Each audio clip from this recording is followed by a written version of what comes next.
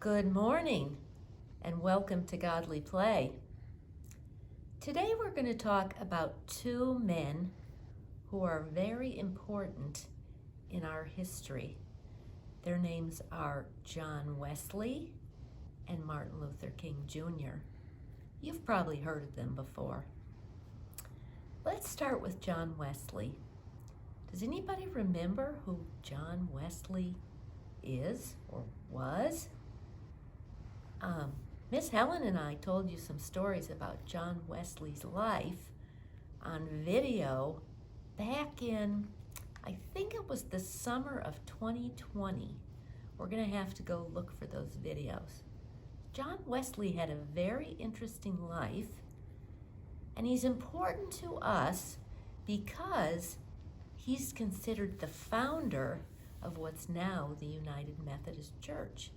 Even back in John Wesley's days, which was the 1700s, people who were friends and followers of John Wesley called themselves Methodist. Well, in many Methodist churches at the beginning of the year, we remember John Wesley in a certain way, and it's called the Wesleyan Covenant.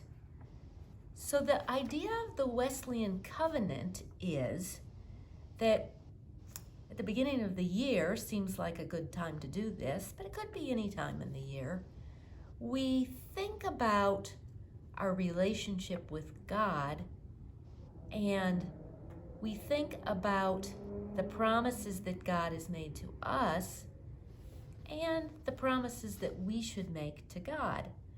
And that's why we say this Wesleyan Covenant prayer. So let me tell you just a couple of the words. I'm not going to read the whole thing. But the Wesleyan Covenant prayer starts with, I am no longer my own, but thine. Now there's a good wondering question. What does that mean? Put me to what thou wilt. Rank me with whom thou wilt. Another kind of confusing sentence.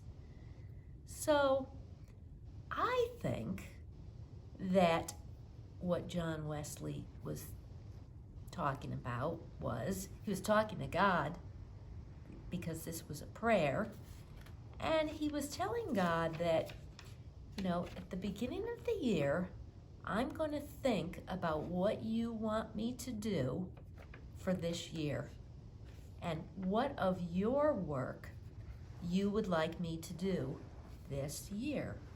And let me do the things that you want me to do, God, not just the things that I want to do.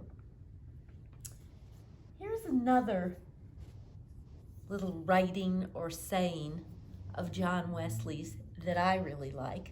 And I think this might be a little bit easier to understand than the Wesleyan Covenant prayer. Maybe you remember me showing this to you before. It says, do all the good you can, by all the means you can, in all the ways you can, in all the places you can, at all the times you can, to all the people you can, as long as you ever can. Let's do some wondering about what that means. Do all the good you can. Now, the second person that I want to talk about today is Martin Luther King Jr.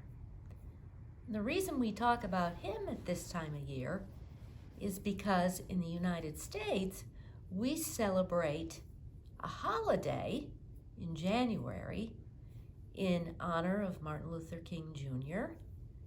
and the work he did in what's called civil rights. And I'll try to explain that in a little bit too.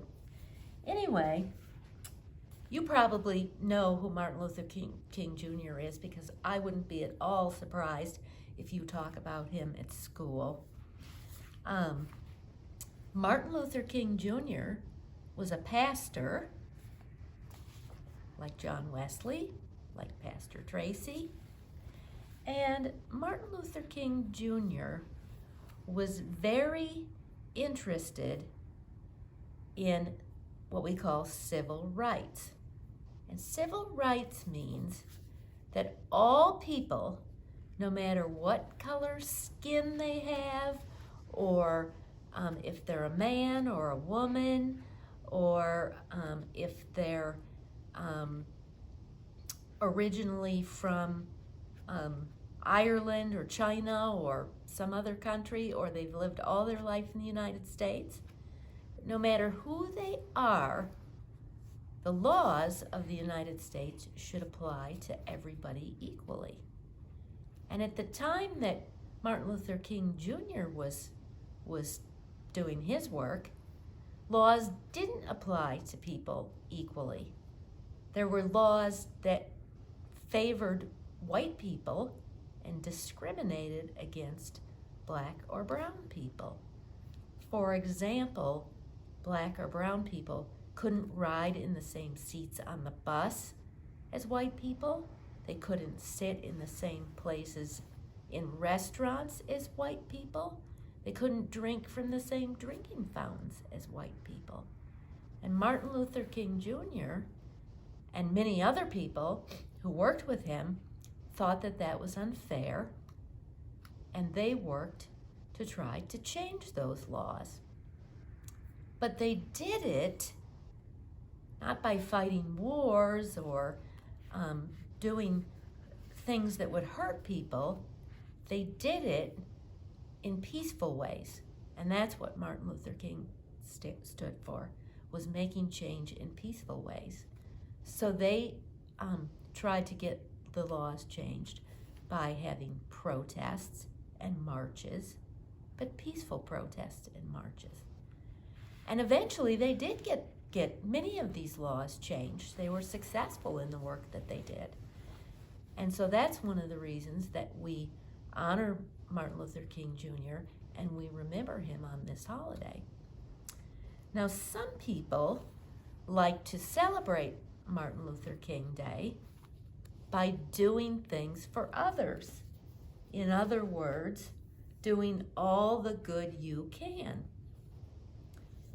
And I like that idea too.